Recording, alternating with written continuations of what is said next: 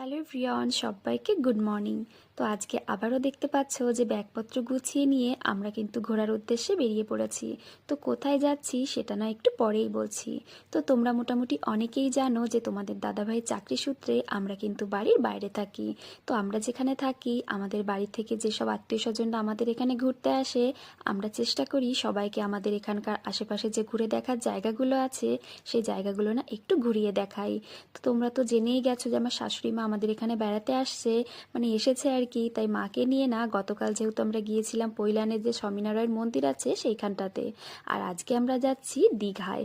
তো দীঘা তো আমাদের এখান থেকে মানে খুব একটা বেশি দূরে না। এই যে দেখতে পাচ্ছ যে লঞ্চ পার হচ্ছি, এই লঞ্চ ওই পারে গেলেই ওই পার থেকে এক বাস সোজা চলে যাবে দীঘা। মানে জার্নিটা একটু কম হয়। তো আমাদের বাড়ি থেকে যদি দীঘা আসা হয় তাহলে কিন্তু জার্নিটা মোটামুটি অনেকটাই হয়, কিন্তু আমাদের এইখান থেকে যদি যাই তাহলে কিন্তু একটু কম হয়। তো লঞ্চে বসে বসে দূরে ওই যে দেখতে পাচ্ছ জাহাজ, এর আগে তো অনেকবারই তোমাদের দেখিয়েছি জাহাজগুলো, মানে আমাদের এখানে নদীতে যা জাহাজগুলো থাকে সেইগুলো না। তো তারপর এপারে এসে আমরা কিন্তু এই যে বাসে উঠে পড়েছি। আর এবারে বাসে প্রায় 2 থেকে আড়াই ঘন্টা সময় লাগবে আমাদের দীঘা যেতে। তো একটা ঘুম দিয়ে দিয়েছিলাম, আর ঘুম থেকে উঠে দেখি আমরা কিন্তু দীঘার কাছাকাছি চলে এসেছি। মানে দীঘার এই যে বড় গেটটা আছে এখানটাতে চলে এসেছি।